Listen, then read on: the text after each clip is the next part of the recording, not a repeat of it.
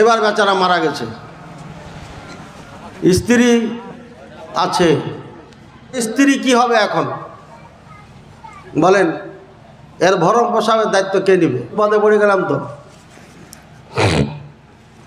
ভাইরা আমার, বিবাহিতা মেয়ে আর অবিবাহিতা মেয়ে বাবার প্রতি একইভাবে হক রাখে।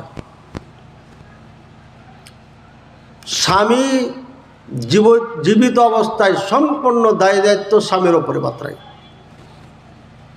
এখন স্বামী যদি অপারগ হয়, গরিব হয়, বাবা ধনী, গরিব ছেলে দেখে, দিনদার দেখে বিয়ে দিয়ে দেশে। এখন ছোট মেয়ের জন্য পোশাক ক্রয় করলে বড় মেয়ের জন্য পোশাক ক্রয় করতে হবে, কারণ ও গরিব দেখে বিয়ে দিয়েছে, স্বামী দেওয়ার ক্ষমতা রাখে না। কাজে বাবার দায়িত্ব ছোট মেয়ের জন্য পোশাক ক্রয় করলে বড় মেয়ের জন্য ক্রয় করতে হবে। এই মেয়ে বাবার বাড়ি 3 দিন তো দূরের কথা, 3 যুগ যদি থাকে তারপরও বাবার বাড়ি থাকবে, 4 আনা পয়সা দেওয়া লাগবে না, যদি বাবা ক্ষমতা রাখে। আর স্বামী যদি অপারগ হয়, ক্ষমতা না রাখে, স্বামী যদি ক্ষমতা রাখে, তাহলে বাবার বাড়ি যে আড্ডা মারা আর রাত দিন মাসের পর মাস থাকা খাওয়া, এটা জুলুম করা।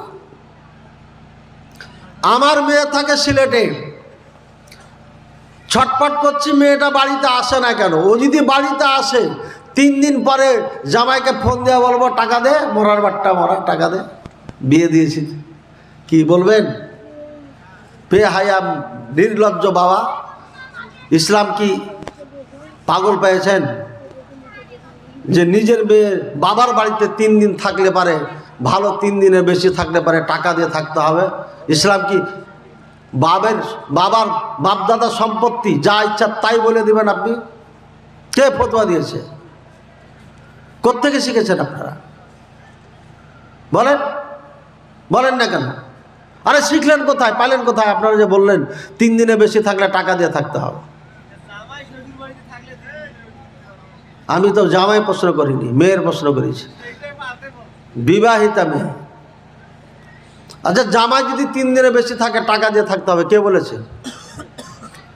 আপনি যদি আমার বাড়িতে 10 দিন থাকেন আর আমি রাজি থাকি, 10 মাস থাকেন, আমি যদি রাজি থাকি, খুশি মনে খাওয়াই, তাহলে টাকা দিতে হবে কেন? কে বলেছে কথা?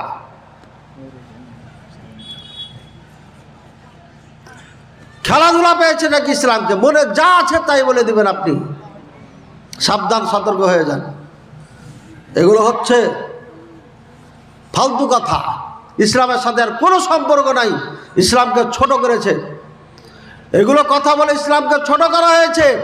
একজন হিন্দু মহিলা চিন্তা করবে, একটা হিন্দু মেয়ে চিন্তা করবে, ইসলাম ধর্ম কবুল করলে বাবার বাড়ি আর যাওয়া যাবে না, সুতরাং এই ধর্ম পালন করা যাবে না। বলবে না? বলবে না?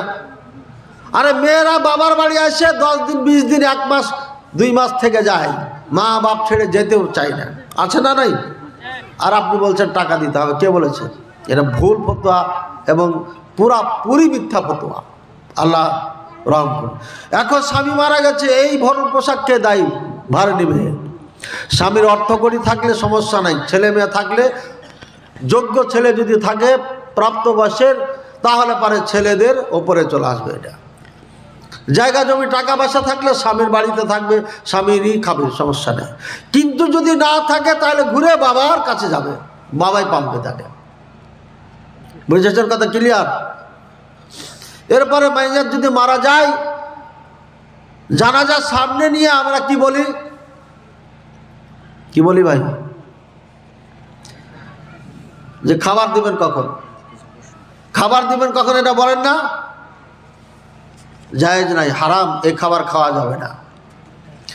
আল্লাহ রাসূল সাল্লাল্লাহু আলাইহি ওয়াসাল্লাম বলছেন,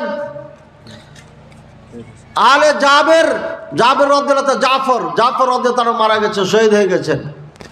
বলছেন শাগালা আহলা আল জাফর, জাফরের পরিবারকে ব্যস্ত করে দিয়েছে, মানে জাফরের মৃত্যু তাদেরকে ব্যস্ত করে ফেলেছে, সুতরাং তাদেরকে খাবার দাও। এই মুহূর্তে এই অবস্থায় তারা খানা পাক করে খাওয়ার তাদের মানসিকতা নাই, সুতরাং তাদেরকে খাবার দাও। সুতরাং কোনো ব্যক্তি মারা গেলে প্রতিবেশীদের হক তাকে খাবার দিবে, তার দুঃখ সুখে দাঁড়াবে, কি লাগবে সব প্রয়োজন তারা মিটাবে। এটা দায়িত্ব 3 দিন পর্যন্ত। আর স্ত্রীর জন্য 4 মাস 10 দিন। কত?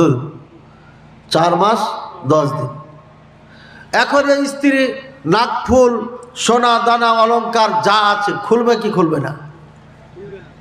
হ্যাঁ, খুলবে না। আপনারা কি বলেন? এই ফতোয়া পাইলেন কোথায়? আরে মরা মানুষকে নিয়ে এত ফতোয়া কেন ভাই? উল্টাপাল্টা ফতোয়া। জামিয়া সালাফিয়া নাম দিয়েছেন, আর যদি এই উল্টাপাল্টা ফতোয়া জনগণ পালন করে তাহলে কেমন হয়ে গেল না? হ্যাঁ, স্বামী মারা যাওয়ার সাথে সাথে নাকফুল সহ যা কিছু অলংকার আছে খুলে ফেলবে। এরই নাম ইদ্দাহ, এরই নাম কি?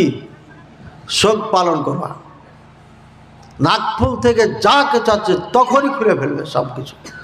দামি পোশাকে বিয়ে বাড়ি গেছে, স্বামীর খবর পেয়েছে মারা গেছে, দ্রুত বাড়িতে এসে পোশাক চেঞ্জ করবে, এই দামি পোশাকে থাকতে পারবে না। বুঝেছেন এবার কথা? স্বাভাবিক পোশাক বাড়িতে যেগুলো ব্যবহার করে এই পোশাকে 4 মাস 10 দিন থাকবে, আর এই বাড়িতেই থাকবে, স্বামীর বাড়িতেই থাকবে, বাইরে যেতে পারবে না। শুধুমাত্র অপারগ যদি হয়ে যায় চিকিৎসার জন্য, অথবা বাজার করে দেওয়ার কেউ নাই, বাজারে যেতে হবে। এক কথায় যেখানে একদম ঠেকে যাবে ওই সময় তার বের হওয়ার অনুমতি আছে, এছাড়া বের হওয়ার অনুমতি নাই। বুঝেছেন কথা? তাহলে নাকফুল খুলতে হবে না? হবে না? খুলতে হবে। এটাই শরীয়ত, এটাই ধর্ম, এটাই ইসলাম। উল্টাপাল্টা ফতোয়া দিয়ে দেশটাই ভরে ফেলেছেন আপনারা।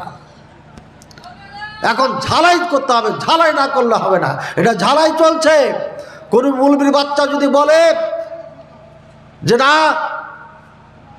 নাকফুল খোলা লাগবে না, মুখলেস বিন আসাদ মাদানির নাম বলবেন, বলবেন, তারপরে যদি ঘাটটাড়ামি করে ফোন লাগাই দিবেন, না লাগাই বেঁধে রাখবেন, আমি নিজের খরচ দিয়ে এখানে এসে আমার সাথে বসবো। বেটা লেখাপড়ায় পড়া নাই, ফতোয়াবাজি করো, স্টেজে লাফালাফি করো বেশি, আর সামনাসামনি হলে বিড়ালের মতো মেও মেও করো, নির্লজ্জ বেহায়ার মতো উল্টাপাল্টা ফতোয়া দিয়ে দেশের মধ্যে গণ্ডগোল সৃষ্টি করে ফেলেছে। যার কারণে আজকে আলেম ওলামারা ঘরে ঢুকে আছে, আর রাখাল পাখালেরা বড় বড় বক্তা সেজে দেশ চুষে বেড়াচ্ছে। এই জন্যই বলেছিলাম প্রথমেই, এটা মূর্খর দেশ, এখানে ভালো জিনিস খাবে না মানুষ।